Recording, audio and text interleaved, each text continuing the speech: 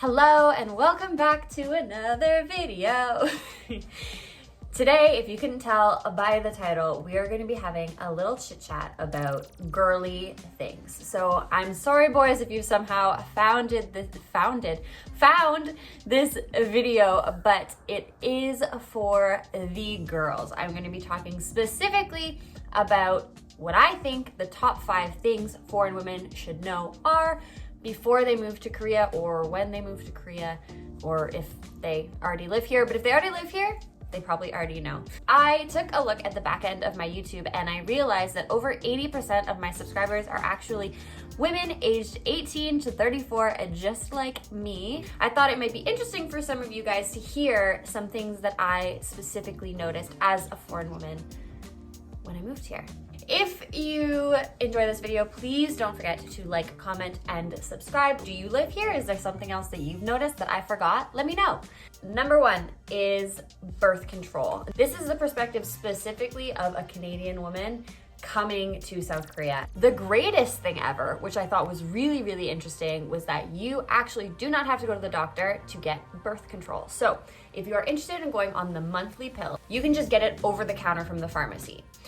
It's like the generic version, I guess, of birth control, but if you want it, you can just walk in and buy it over the counter, which is great. You don't have to spend money going to the doctor. That being said, the reverse is true for emergency contraceptive. So at home in Canada, if you were ever in need of emergency contraceptive, you could just walk into the pharmacy and purchase Plan B. But here in South Korea, actually, in order to get emergency contraceptive, the morning after pill, Plan B, whatever you want to call it, you actually have to go into the doctor. So yeah. At home, birth control you needed to be prescribed, but emergency contraceptive you could buy over the counter. Here in Korea, it is actually the opposite. So obviously it's just great in general that in South Korea, both of these are still available as options for women who need them. It's just a little bit different of a process to how you actually get either or. The second thing I think foreign women should know before they move to South Korea is all about undergarments. It's been a year and I'm still wearing all the bras that I came with. Why, you might ask? Oh, such a lovely, great question. It's not because they don't come in my size, because they absolutely do. I just have no idea what my size is. So obviously at home in North America, we wear like 34B, 36C, I don't know. There's some combination of the inches around your bust and a cup size. That's cool, that makes sense to me. But now when I walk into a store and I look at bras, everything is like 75 to 80 A to C. I haven't figured out how to buy a bra. I'm just like too intimidated to talk to a sales associate, which is pretty table stakes for me and my social anxiety. So I've just gone without buying a bra here because I can't figure out the sizes. Yeah, just know if you come here, you will have to figure out what your bra size is, because you're not gonna be walking around here getting a 36B. As for the bottoms, girl, I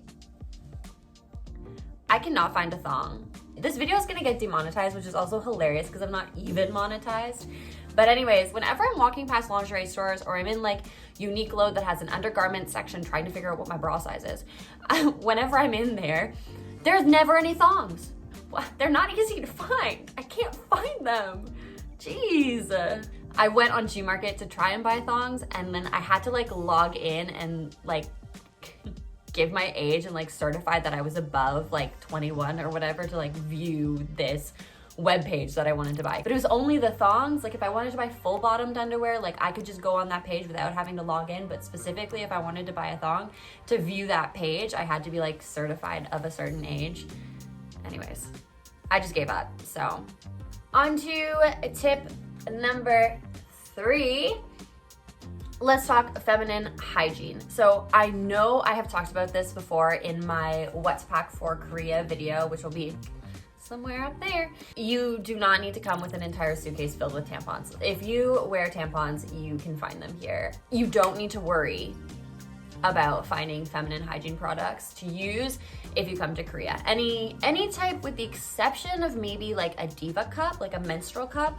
I have not seen those. I mean, again, it's literally impossible to not find something in Korea, whether it's available in the country or like you have to order it online to ship it here. Like, someone out there is selling a Diva cup. I just haven't seen it yet. Moving on to the number 4 thing that foreign women should know before they come to South Korea. Bathrooms. The first thing that I noticed when I was here and I was going out to eat is that a lot of restaurants don't have their own bathroom. I feel like back home in North America, most establishments have their own washroom. But here, it's usually in one big building and they all kind of share a bathroom. And unfortunately, I don't know, I feel like every once in a while, whoever's day it is to like replace the toilet paper, they like don't do it. A lot of the time, when you go to the bathroom and you're out to dinner, there might not be toilet paper in the bathroom. So sometimes the restaurant will have tissue by the door so you can take it with you when you leave.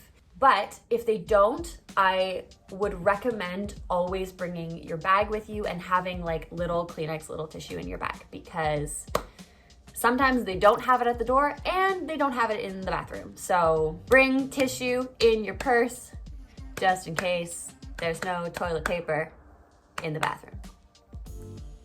The last thing about bathrooms, I think, is just something that everyone should be aware of. I don't believe I have ever come across this myself. I certainly hope not.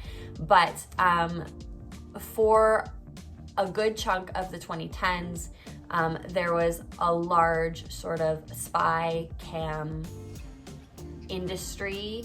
There were people that were hiding spy cameras, small cameras in women's washrooms, in hotel rooms, in short-term rentals, all over the place, to get compromising images of women without their permission. In 2013, 2017, there were over 6,000 spy cam cases. I'm reading facts off of my computer. There were over 6,000 spy cam cases each year, and more than 90% of the victims were women. Obviously, people were very upset by this. There were large demonstrations and protests. So as a result of that, the government actually hired 50 workers to basically go around and search for these spy cams, and they agreed to continue to add to that workforce up to 8,000 people to check for cameras over 20,000 public toilets.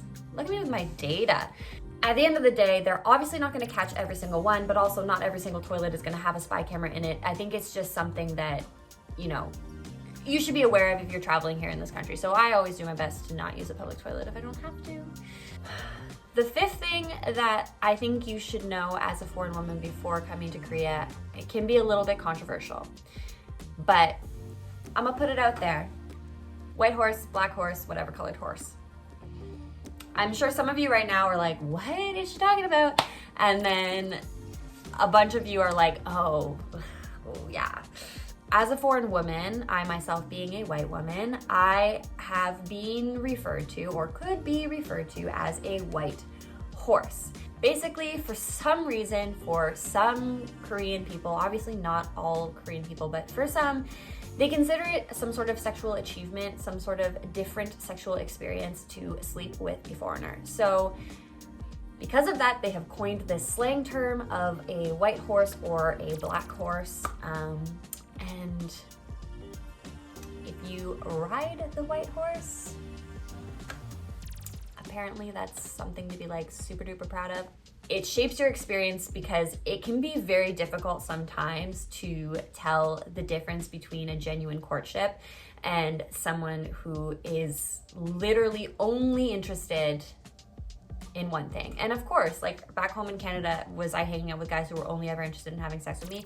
Of course they were. But I always felt like it was easier to tell back home. And also it was for different reasons. It wasn't just because I was white. Kind of a weird place to end it, but that was 5 things I think foreign women should know before they move to Korea. If you found it interesting, please don't forget to like, comment, and subscribe. If you want to discuss anything, I'm here for it. If you can help me figure out my bra size, that would be the greatest. See you next week.